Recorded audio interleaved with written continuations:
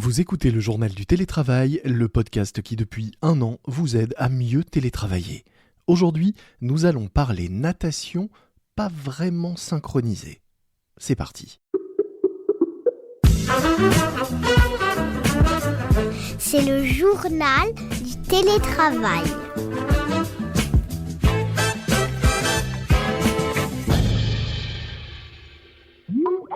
Souvenez-vous de vos années d'école, vous êtes en CP, vous êtes au bord de la piscine, vous regardez les lignes qui séparent les couloirs de nage, vous vous demandez comment vous allez bien pouvoir vous en sortir car vous ne savez pas nager et là, paf, on vous pousse dans le dos et on vous dit de vous débrouiller.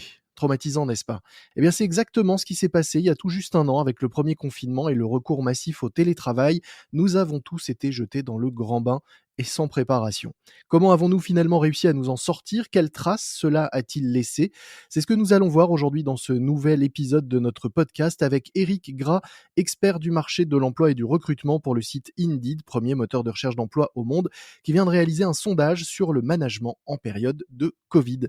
Bonjour. Bonjour Lomique. Alors, votre sondage montre que malgré la crise et un certain manque de préparation, les managers s'en sont finalement plutôt bien sortis cette année. Aucun n'a réellement coulé à pic au fond de la piscine, en gros. Absolument, c'est l'une des premières qualités d'un bon manager, c'est d'être souple et adaptable, Mhm. d'être à l'écoute de son marché, de son entreprise et de ses collaborateurs. Mais l'image que vous avez donnée au début est tout à fait juste. Quand on vous pousse dans le dos et qu'on n'est pas préparé, il faut se jeter dans le bain et c'est pas forcément les meilleures conditions pour réussir. Donc cette étude, elle révèle un certain nombre de choses. Qui prouve que d'une part, on n'était pas préparé. Mhm. Alors, bien sûr, personne n'était préparé à la crise, mais sur la notion de télétravail, il y a une chose importante à prendre en considération, c'est que la France était quand même extrêmement en retard par rapport à ses principaux voisins que sont par exemple l'Angleterre ou l'Allemagne. Historiquement, on a 2 à 3 fois moins d'offres d'emploi qui proposaient du télétravail. Donc les entreprises françaises n'étaient pas préparées à ça, c'était pas culturel, elles n'avaient pas non plus envie de basculer vers le télétravail, et donc les managers qui sont en première ligne n'ont pas été préparés. Et comme cette crise a été plus que soudaine, on a vu que ça a été difficile pour certains. Mhm. Et cette enquête, justement, elle révèle à la fois la capacité d'adaptation des managers, mais aussi les soucis qu'ils ont pu rencontrer. Oui, c'est intéressant parce que c'est vrai qu'au début de la crise, on s'est beaucoup focalisé du fait du manque de préparation sur les aspects presque techniques du télétravail, les outils à mettre en place, et on a un peu oublié qu'il fallait aussi adapter le management. Or, finalement, votre étude montre que les managers l'ont presque fait naturellement et tout seuls, en tout cas pour une partie d'entre eux. Ouais, c'est exactement ça. En fait, il y a 4 points clés qu'il faut retenir pour chapeauter un peu cette étude.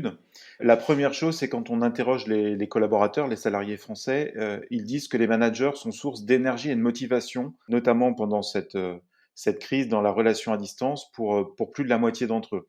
Donc ça veut bien dire que le rôle du manager, il est clé et il est essentiel.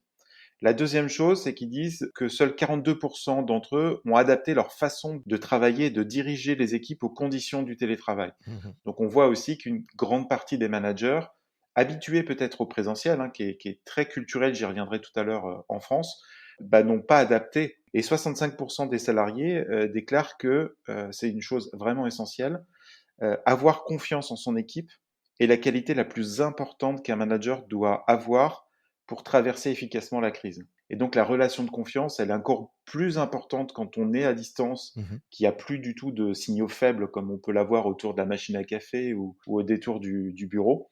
Et enfin, 53% des Français considèrent qu'il est encore bien vu de faire acte de présence au bureau. Donc on voit que la culture dont je parlais tout à l'heure du télétravail, elle n'est pas encore acquise parce que il faut aussi attraper les us et coutumes du télétravail, se faire confiance, apprendre à travailler différemment et apprendre à travailler à distance avec des nouveaux outils. Alors si on reprend ces points, un petit peu dans l'ordre, le manager, source d'énergie, de motivation, pour les équipes, ça veut dire que les managers ont su communiquer pendant cette période? C'est ça aussi que vous disent, les sondés? Absolument. 82% disent que la relation avec leur manager n'a pas changé, donc c'est un taux excessivement fort. On voit que le lien a quand même été maintenu. En termes de fréquence, un peu plus de la moitié dit que la fréquence est restée inchangée. Mmh. Alors, ce qui est normal, que près de la moitié disent que la fréquence a changé parce que quand on se croise tous les jours, on se croise déjà par définition, ne serait-ce que pour se dire bonjour. Là, en étant à distance, il faut institutionnaliser certains rendez-vous formels, informels, mais on voit qu'en effet, les managers se sont relativement adapté très très vite à cette nouvelle donne. On voit aussi que 37% des répondants disent qu'ils ont trouvé leur manager plus accessible à distance qu'auparavant. Alors, ça ne veut pas dire que les autres l'ont trouvé moins accessible, mais sans doute qu'ils n'ont pas remarqué de changement. C'est intéressant aussi de voir peut-être que finalement la distance a permis des contacts et des échanges sans doute différents. Absolument. Alors, juste pour parler du monde du recrutement et faire un parallèle, Mhm, en interrogeant nos clients dès le début du confinement, il y a une chose qui est ressortie assez rapidement, c'est que à la fois côté candidat et côté recruteur, ils ont dit que le télétravail et la visio avaient cassé tout un tas de barrières, parce que le recruteur se retrouvait lui-même aussi confiné, mhm. et donc en fait, chacun se met un peu plus à la place de l'autre, et c'est ce qu'une grande partie des managers a vécu. C'est-à-dire qu'un minimum d'empathie fait que les collaborateurs se mettent à la place du manager et le manager se met à la place de son collaborateur. On rentre dans la sphère plus personnelle que nous on le faisait avant. Et donc, on voit que chacun est chez soi avec des conditions qui sont pas toujours idéales. Donc, il y a eu beaucoup plus d'empathie et de compassion de la part des managers. Et ça, les collaborateurs l'ont vraiment ressenti. Oui, d'ailleurs 57% d'entre eux disent qu'ils se sont, intéressés globalement ou que nous nous intéressons globalement davantage à la vie personnelle des uns et des autres, ce qui, contribue sans doute à créer ou à maintenir ce lien, à distance. Ouais, ils disent aussi dans la même proportion à 56% que son manager se montre plus compréhensif qu'avant. Mmh. Et puis il y a autre chose aussi dans les avantages qui ressort de façon très très forte à 78%, c'est qu'ils ressentent les salariés qu'ils ont eu plus d'autonomie dans leur travail qu'auparavant. C'est vrai que l'autonomie est souvent la preuve de la confiance, élément important dont on parlait. Et pour, rebondir sur cette culture, du présentiel, les sondés disent que faire acte de présence dans les bureaux reste bien vu, même en période de pandémie, pour 53% d'entre eux et même 64% des plus jeunes, les 25-34 ans. La population la plus jeune est la plus inquiète de ça. C'est ceux qui ont le sentiment qu'il faut faire acte de présence et montrer davantage d'éléments de preuve comme quoi ils travaillent réellement, sachant qu'il y a aussi un rythme de travail qui est différent. À la maison, si on laisse une plus grande autonomie, chacun peut adapter son rythme de travail et donc il faut faire confiance dans le temps et puis relever les compteurs, entre guillemets, une fois de temps en temps, mais pas forcément toutes les semaines ou tous les jours parce que ça va laisser aussi plus Mmh. le champ du possible à ce que chacun puisse gérer son activité différemment. Et ceux qui le vivent le plus mal sont les populations les plus jeunes parce qu'ils ont le sentiment de devoir prouver davantage que les autres. Malgré tout, cette pression du présentiel se ressent encore à distance, puisqu'un autre chiffre de votre sondage dit que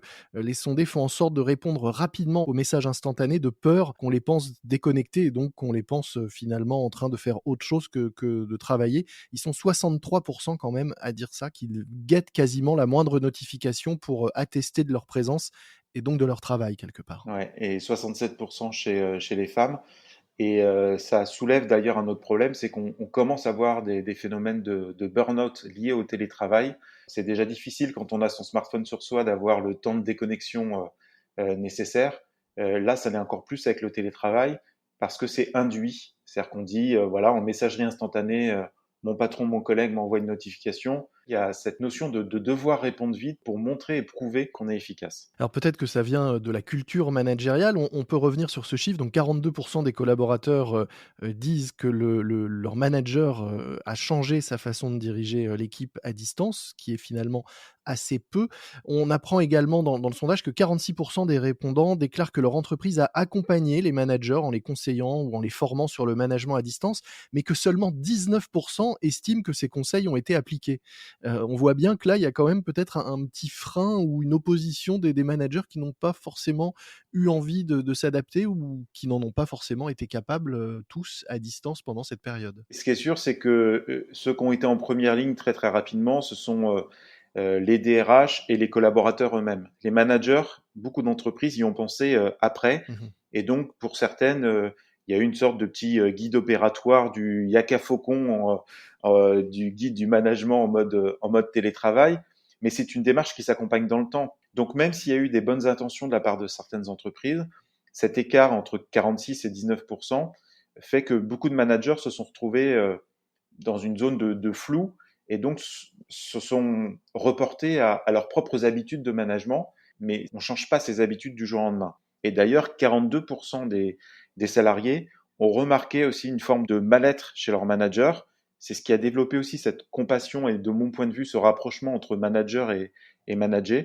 parce qu'ils sentent bien aussi que c'est pas facile pour leur manager que de le faire à distance. On est tous dans le même grand bain, donc. Absolument, c'est exactement ça. Vous disiez tout à l'heure, et pour commencer, que la France était, il y a un an, plutôt en retard par rapport à ses voisins sur, le nombre d'offres, de télétravail ou le nombre de possibilités de télétravail dans les offres d'emploi. Aujourd'hui, qu'est-ce qu'il en est? Est-ce que vous avez des chiffres et un regard sur, l'évolution, de l'offre télétravail, du côté des recruteurs? Dans le nombre d'offres publiées, on a à peu près 30% d'offres en plus de télétravail qu'il y a un an, Mmh. alors qu'avant, on avait augmenté en gros de 3 à 4% le nombre d'offres en télétravail sur les 3 dernières années, alors que les mots-clés tapés par les candidats pour l'intérêt de trouver un poste en télétravail avaient augmenté de 180% en France sur les 3 dernières années. Mmh. Mais on est toujours en retard par rapport aux Allemands, aux Anglais, aux Pays-Bas aussi. Enfin, tous les pays du nord de l'Europe ont 2 à 3 longueurs d'avance sur nous. Donc on a quand même un retard important. Merci beaucoup, Éric Gras. Je rappelle que vous êtes Senior Recruitment Evangelist, c'est-à-dire, expert du marché de l'emploi et du recrutement pour le site Indeed, premier moteur de recherche d'emploi au monde, qui vient de réaliser donc un sondage sur le management en période de crise sanitaire. Sondage vers les résultats duquel nous mettrons un lien dans les notes de cet épisode pour ceux qui souhaiteraient les découvrir en détail. Merci beaucoup. C'est la fin de cet épisode de votre podcast Le Journal du Télétravail. Si ce n'est pas encore fait, n'oubliez pas de vous abonner sur votre plateforme d'écoute préférée, comme Apple Podcast ou Castbox par exemple. Vous serez ainsi averti de la sortie de chaque nouvel épisode. Sur ces plateformes, n'hésitez pas non plus à nous noter en nous donnant de préférence 5 étoiles, ce qui aidera à mieux référencer ce podcast. Moi je vous dis à très vite, d'ici là soyez prudents, respectez les consignes, les gestes barrières, le couvre-feu et bon télétravail à tous. C'est le journal du télétravail.